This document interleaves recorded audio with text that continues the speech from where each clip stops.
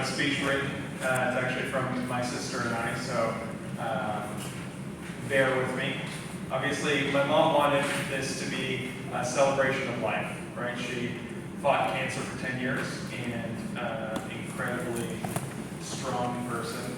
And so, as such, like to keep it, uplifted, and she wanted us to celebrate this time, not like mourn her leaving. She is one of the most bright people I've ever met, so we're gonna keep that going, okay? Yes. Cool. All right, so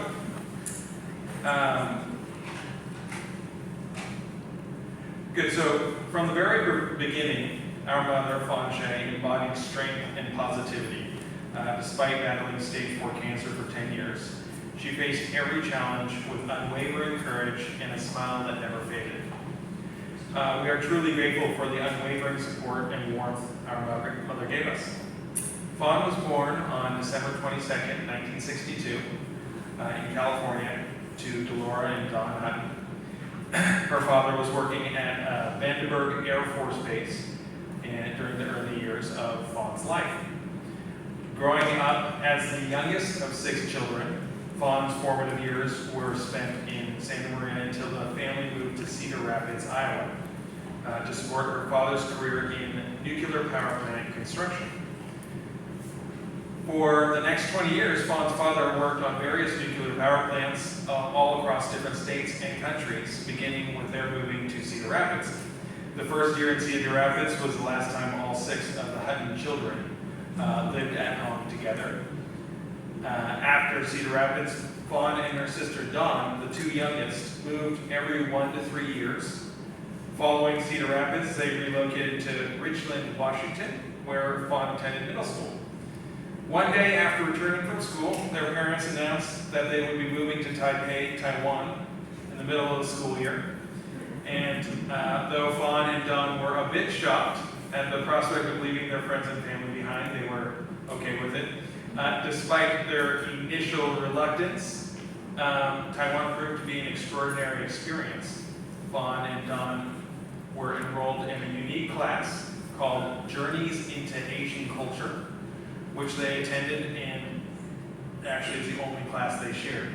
The class involved traveling like locals by buses, train, boat, and on foot, and staying in local accommodations. Fawn and Dawn quickly adapted to their new surroundings, embracing the local culture and cuisine.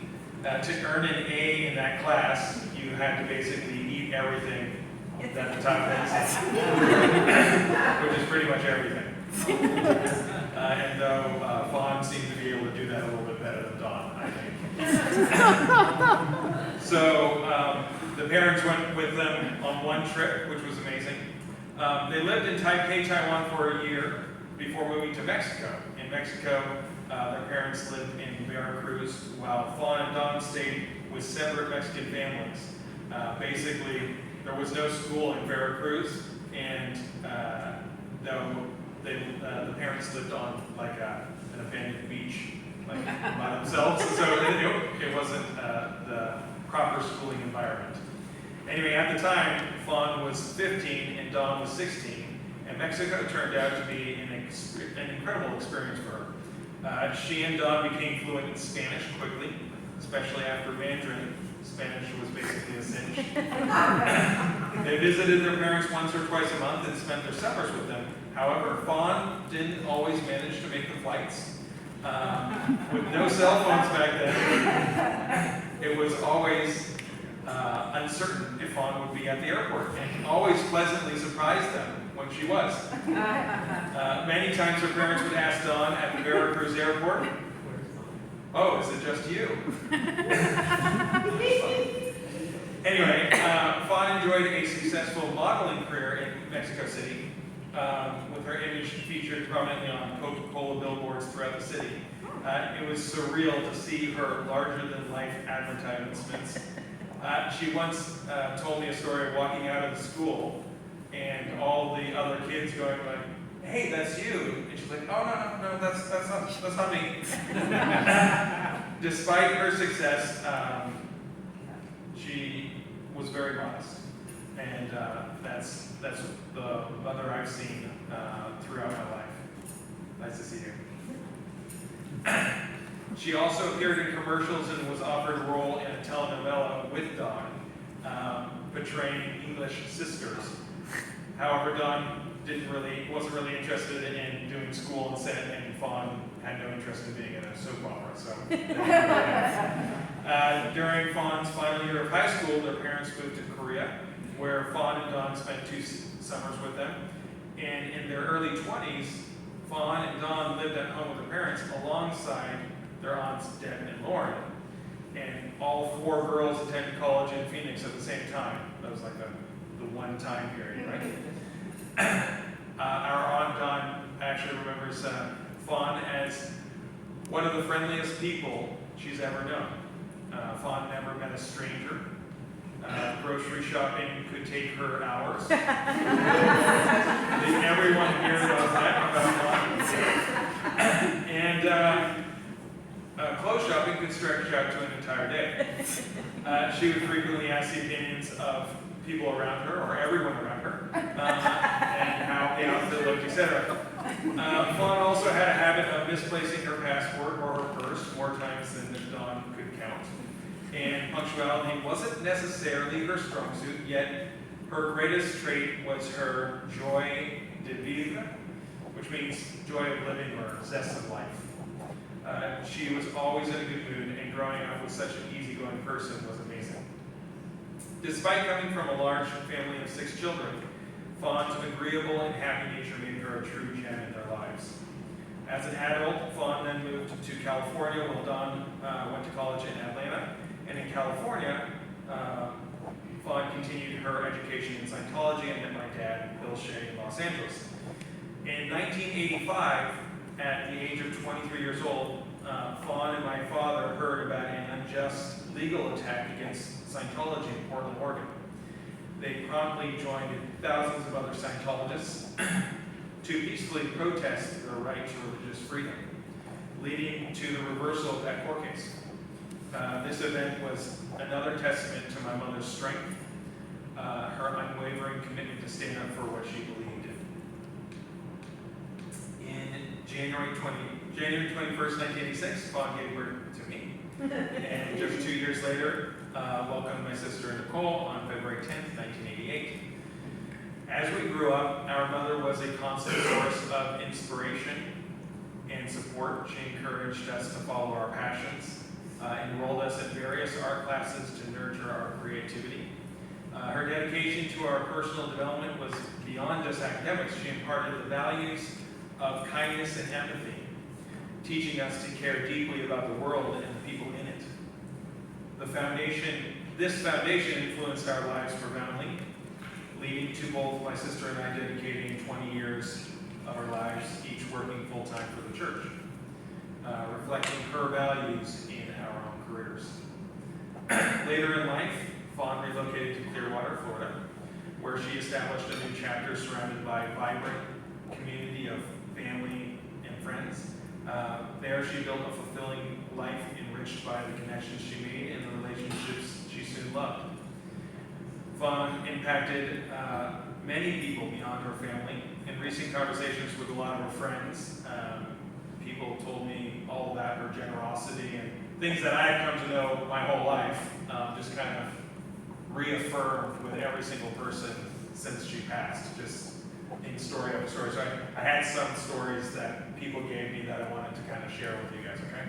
Yeah. Right. From her friend Val Futris, Val shared a story about her youngest daughter, Alana. When she turned 9, my mom graciously offered to host her birthday party at our house. This gesture was a perfect example of Fawn's generous and caring nature. Val also noted how Fawn consistently supported her by purchasing Val's handmade jewelry and showing appreciation for her work. Val told me about how deeply impressed she was by Fawn's resilience and positivity, that despite facing the tremendous challenges, Fawn fought harder than anyone Val had ever known, and that her ability to remain positive throughout her illness was truly extraordinary and inspiring. one of her friends, Gail's favorite memory was the first time she met Fawn when she'd come with Val Futress to Gail's house. They all were watching a Disney movie, The Haunted Mansion, and at one point, the dead people came out of the tomb, and Fawn got scared and jumped and grabbed Val's leg, and everyone got scared, and they all laughed and they loved it. And it was very funny. Kathleen mentioned to me how incredibly thoughtful Fawn was. That she would often bring treats for Kathleen's puppy, adorable harnesses, and would often show her gratitude by buying Kathleen items whenever Kathleen was helping her. She just was incredibly giving, and Kathleen said that even in her final days, Fawn remained remarkably positive and upbeat, a testament to her enduring spirit. Her friend Yolanda fondly remembered fun time shopping, where Fawn would indulge in multiple refills of coffee, laughing about how over-caffeinated she was, yet enjoying every moment of it. Yolanda also recalled how Fawn had a special knack for finding lost items. Whenever Yolanda would misplace her keys or other belongings, Fawn would magically find them. And it became a thing where every time Yolanda couldn't find something, her kids would tell her to call Fawn. Yolanda and her often had playful disputes over items that they both liked in stores, each insisting on buying the same thing. And these lighthearted arguments were a source of laughter, and they would just laugh at how they're like two little girls. Fawn's father, Don, told me a touching memory about when Fawn was 5 years old, and it just kind of reflects how she was her whole life and how positive she was. She was actually ill, and she was 5 years old, and they asked her how she was doing, and she said that she felt a little bit good.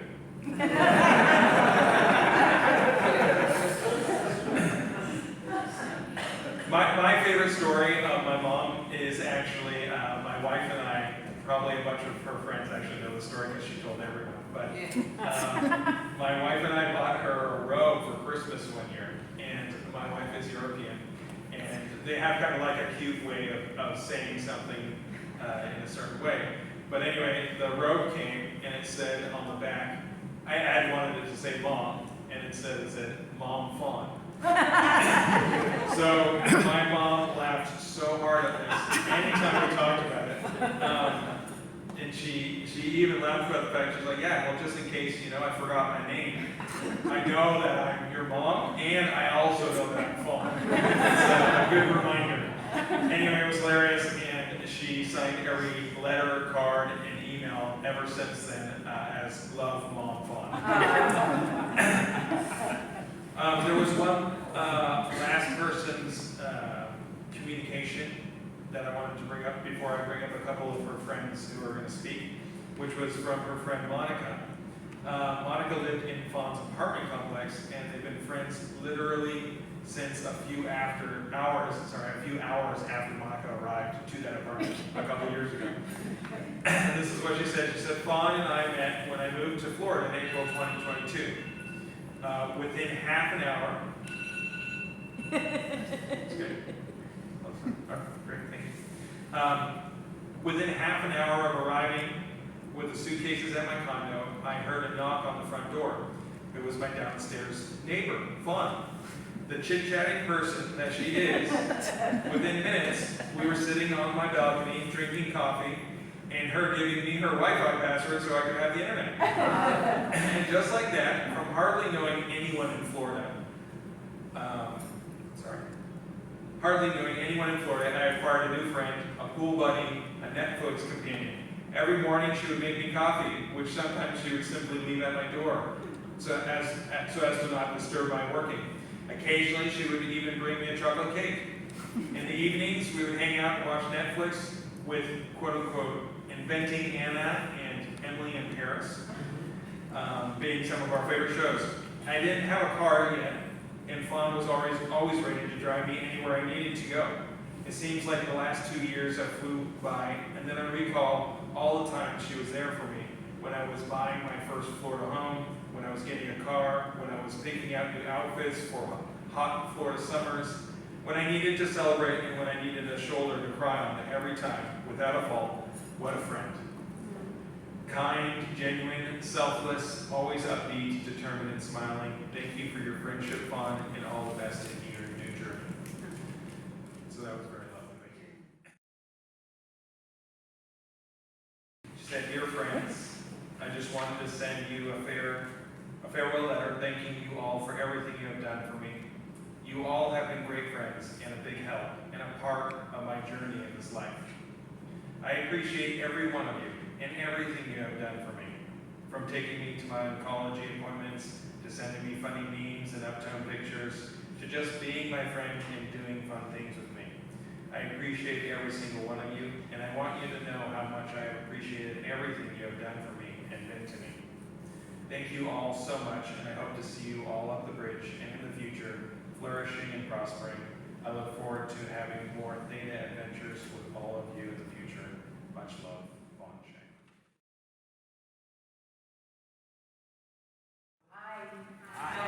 I am one of the friends of Fawn, and I met her actually 14 years ago. She's a beautiful lady. Her name is Carla Hinson. We used to spend together all the time at her house with her little Kennedy, jumping in the couch, and we would, joke and watch the movie. One of the best things in Fawn we love is watch movies. Then, next day she was, "Claudia, let's go to Carla. Let's go to Carla. Let's go watch a movie." So we would do it another time, and then she would call me again and she would say, "Claudia, let's go to the beach. It's 7 o'clock in the morning, 6:30 in the morning. Claudia, can you pick me up? I'm driving right there to your house." And then we drive to the beach. "Fawn, it's too early." "Yes, but it's not sun, it's too hot. Come on, Claudia." So let's go to the beach. And we would walk. Sometimes I wouldn't go with her, and she would find another friend, and I would call her, and she would say, "Yeah, I just went to the beach." "Oh, wow, okay." And then she would love to eat, we would go and eat, Rumba. Rumba is a restaurant right there on Gulf Bay and Keene, and it was one of her favorite places, and she got me to go to Rumba, and I really had great moments with her, we got connected in some point together, and we had a lot of affinity. Both we had the same track. We were roadsiders. Most of our friends that are here, that we know her, we did the same thing, go on the road and sell Vitamix, and sell another product, and then that's how we got together, and really the person who put us together was Carla himself. So for that, I would put you with her husband, that Carla sent a message to deliver to Fawn. She's right now in South Africa getting her OT5, and I would call Troy.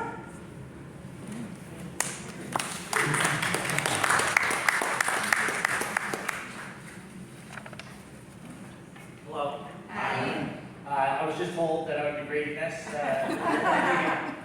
right before we started, so I haven't had the opportunity to read it since I've been, had my attention up here. So this is from Carla.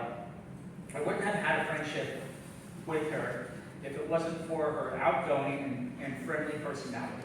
She saw me walking on the street and called me on the phone to tell me that she had seen me. That led to having lunch together and spending the day. Little did I know that I would be the start of it would be the start of a beautiful friendship. I knew Fawn for over 20 years. Loved her. Sorry, I tend to stutter and mumble a bit, especially if I'm nervous. So I knew Fawn for over 20 years. I loved her like a sister. We shared so many fun memories in life. Single life, married life, become a mother, and later having teenagers. She was a true friend. She loved my children like her own. I knew I could always count on her. Farewell, beautiful friend, until we meet up again. So, That's from Carla. I would just say, just in addition, regarding Fawn, I met her through Carla about 15 years ago, right? Shortly after I met my wife. And like all you have mentioned, she was just the most kind and genuine and sweet individual. And she was always there for us, for Carla, with our children. You know, we had unexpectedly moved back to Florida, and we were just in a real funky spot. We just brought on 2 more kids, and you know, we ended up purchasing another house, and Fawn was kind enough to you know, she lent us some money for about a year, you know, to help us down with the down payment, just for example of her generosity. And she's one of those friends I was thinking about earlier. Darren had asked me, you know, if I might had something to say. So I'm sorry I didn't reply to you earlier so you could read it up there because you've done such a great job. I'm really sorry right now. But you know, Fawn was. I was thinking about it. You don't have a lot of friends that will just drop whatever they're doing to help you. And it doesn't matter how much it may have inconvenienced her. You know, she would, if she could, she'd drop it, she'd help you. She'd pick you up at the airport. You know, she'd go pick up the kids. You know, if you need someone to talk to, you know, her and Carla would talk for hours. I'll just tell one other quick story. I mean, when Kennedy was 1 or 2, I came home from work, and there's Kathleen, Carla, Fawn, and Claudia all in my kitchen. And then turned right back around and left the house. They're always going to be able to sit, you know, I can't get a word in with those people. Anyways, amazing person, amazing woman, and yeah, so thank you. Thank you very much.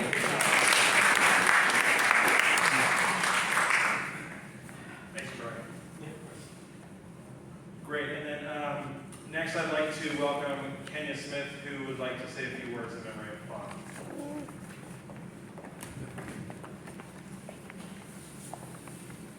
Hello, my beautiful people. Thank you very much for being here and help us to farewell our wonderful Fawn. I'm extremely nervous, obviously, and because she wants us to be strong, I'm trying to be strong, okay? So bear with me. It was the summer of 2014. First of all, when I was writing this down, trying to remember, I said it was summer 2013. And I could clearly hear you say, no honey, it was summer 2014. I was like, okay, summer 2014.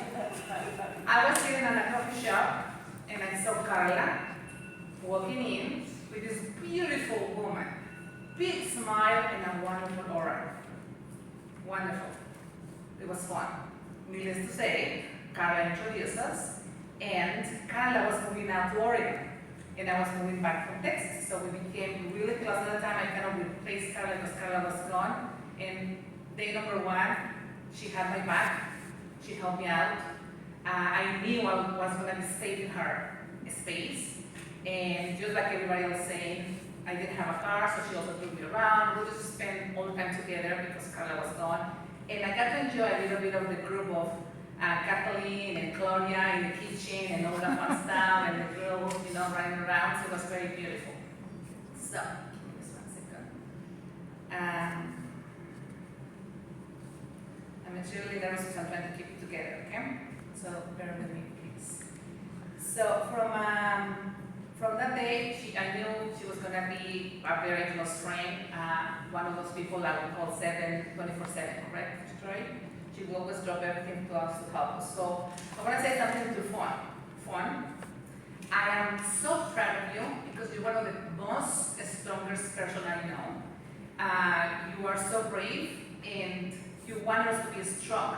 But I want you to allow me just for a second to tell you that even though I want to be strong, just the idea that I'm not gonna be able to see you smile, hear you calling me honey, or just your laugh, my heart definitely aches, okay? And I just wanna be honest.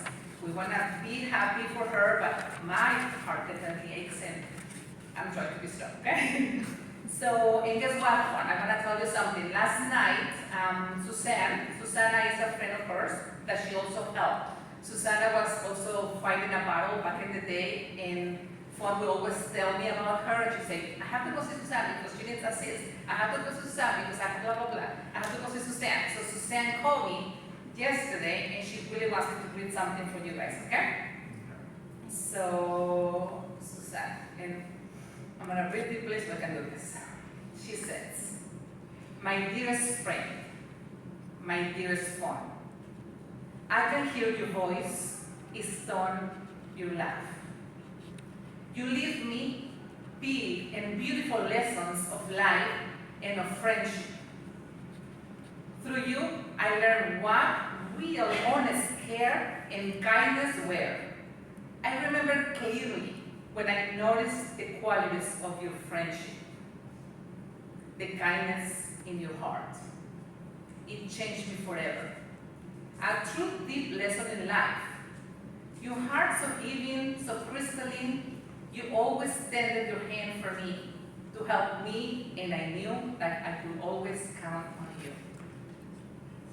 You are an example not only of this kindness, but of toughness and determination of never giving up. I wish the brightest of futures for the most fun and wonderful path, where your dreams come true. May you succeed in all your endeavors across the dynamics. A farewell for now, with your teachings in my heart and you laugh in my wings. May we laugh again together. All my love, my thankfulness, my admiration, Susana. And here we are today, my dear friend, my dear Faun, my dear friends, we're gonna wish her a farewell. Hello, everyone. I wasn't planning to speak, so I haven't prepared anything. I just want to say how I became her friend, because I really think that this is very typical of fun. I was in SRD, for those who doesn't know, it's kind of a course that you need somebody to work with together, and we became twins. But the way it happened is like I needed a twin, and I was, after a bad experience, I was like very picky, and they told me, oh, we're gonna have this woman call you, and you're gonna see if you want to be in a twin. I'm like, okay.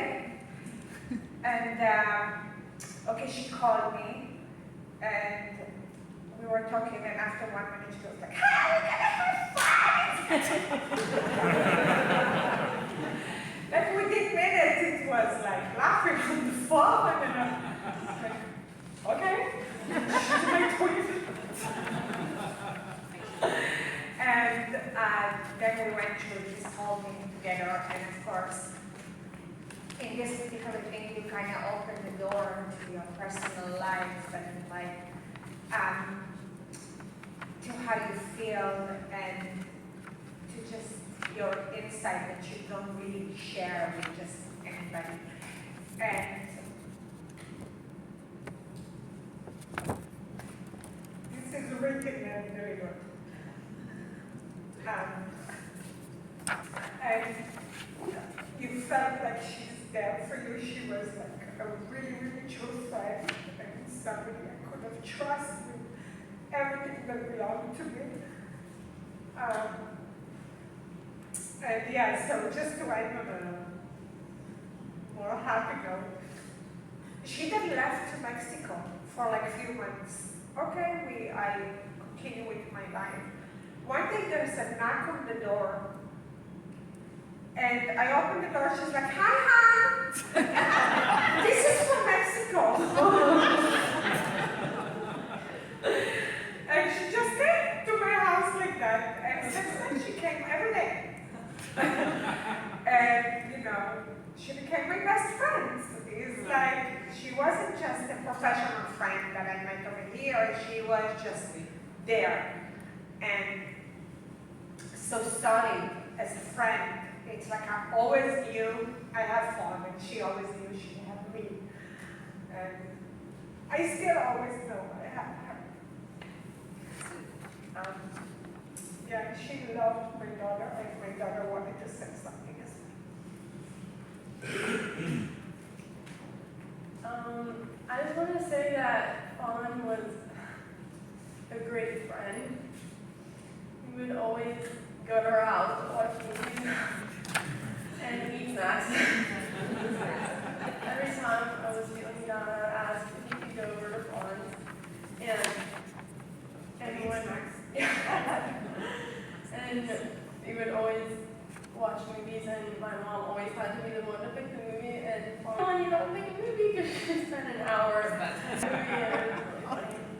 And she'd be like, well, honey, do you want anything? And my mom would give me like a look like, do you want popcorn? And I'm like, yes, I do. And then Fawn would go on about how healthy it is and how she got it from Nature's food package. And it's organic. Fawn was a very reliable person. There was multiple times we'd call her last minute to give me a ride from somewhere, and she would show up within the next 5 minutes and take me wherever I needed to go. And I really liked that about her. She's super reliable, and she was a great joy to be around, and I love you, Fawn.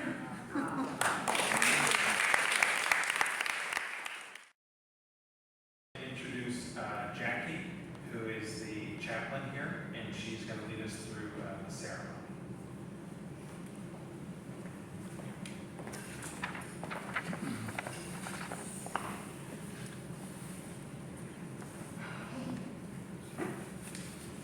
It is customary in all churches that when someone passes away, a religious ceremony is performed, not only to comfort those who may have been affected by loss, but also to help the departed to end this chapter of their life and move forward to the next. The Church of Scientology funeral ceremony focuses on certain fundamental truths, among them being, 1, that man is an immortal spiritual being. 2, that his experience extends well beyond a single lifetime. And 3, that his capabilities are unlimited even if not presently realized. We know that it is true that bodies wear out and pass away, but it is also true that the being never does. This is something that Fawn knew with certainty. So, with this in mind, and in the tradition of the Scientology religion, I will now perform the funeral service of the Church of Scientology as written by our founder, Mr. Ellen Hubbard.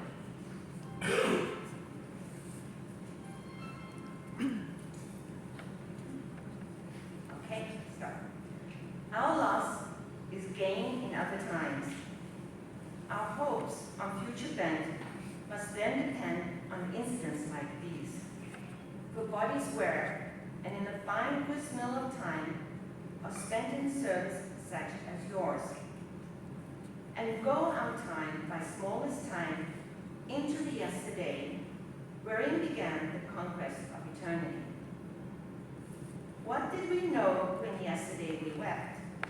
What grip upon us had our ignorance, that we in our conceit did feel that all of us were mortal here, and lives once led were spent and wasted on our selfish selves.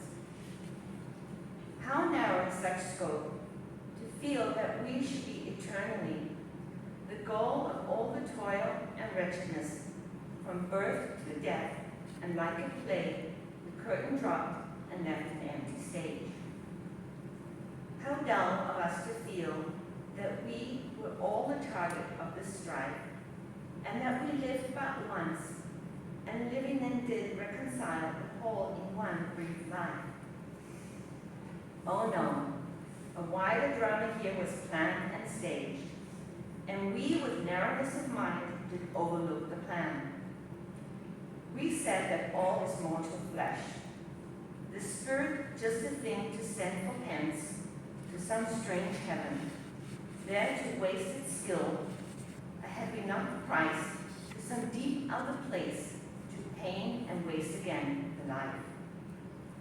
To what dark depths were dropped our minds, to feel that flesh is capable of love or trust or livingness, to feel that fingernails and masks are all we need to dream. To what deep place did our love go that masks could recompense? Anxieties that ruled our years were nurtured here, and we made blind and numb.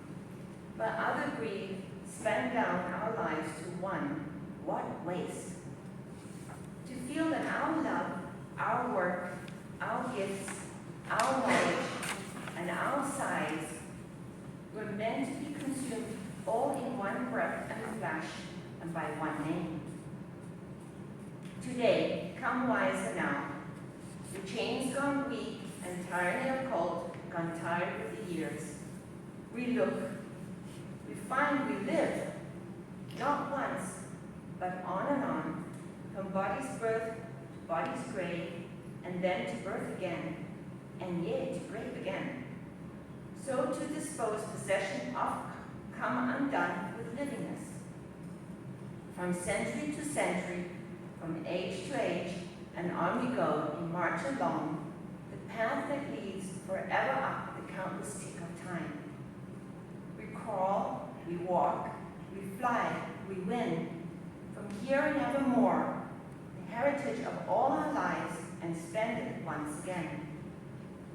Why, this is no sad and bleakish look, no narrow thing, no sour thing, this life. This an adventure pure, where without knife or provender, we leap aloft into eternity and span forever in a breath. This adventure, where we step from tie to body tie and go our way. Our suffering is self-centered here, for we have lost in truth the smile, the touch, the skill and happiness we gained from Faun, who gave to us from her past ability to live and fare against the tides and storms of fate. It's true, we've lost her shoulder up against the wheel, and lost it well, her counsel and her strength, but lost them only for a while. She goes, not with a dismal roll drum, but with a whisper like a fairy sigh, to smooth the way for when we come. She'll be in some good future place, and future place. Her smile, her touch, her skill, invested there to make the way for life. True, we may not know her then, and only know her work. But still, if we sent not ahead our vedetas into time, we would not have a race. And so, branched off from this genetic line, and into some new corner or new world, we've sent you, Faun. And there they will be, we know it now, a smile, a touch, a happiness for us and you could not find on earth. And so it turns, day, the year, the age, and so we go, with banners furled and quiet upon our way. But now we know, and now we'll find the way. Into the dark has come the light. Into tomorrow enters night. Into heaven go no more. Into life our spirits soar. Conquering ever wisdom store. We do not tremble faced with death. We know that living is not breath. Prevail. Go, Faun, and take the life that offers now, and live in good expectancy that we will do our part. Go, Faun, you can control that which you must. Our loss is gain in wisdom and in skill to future dates and other smiles. And so we send into the chain of all enduring time our heritage, our hope, our friend. Goodbye, Fawn. Your people thank you for having lived. Earth is better for your having lived. Men, women, and children are alive today because you lived. We thank you for coming to us. We do not contest your right to go away. Your debts are paid. This chapter of thy life is shut. Go now, dear Fawn, and live once more in happier time and place. Thank you, Fawn. All now here, lift up your eyes and say to her goodbye. Goodbye. Goodbye, our dear, goodbye. We'll miss you, you know. And that is done. Come, friends, she is all right, and she is gone. We have our work to do, and she has hers. She will be welcome there. To men.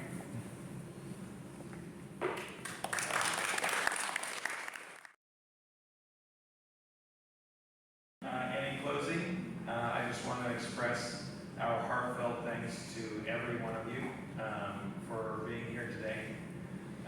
Your support means more to us than words can convey. Please take this time to enjoy the food and cherish in your cherished memories of Fawn. Her spirit will live on with us, and her kindness will forever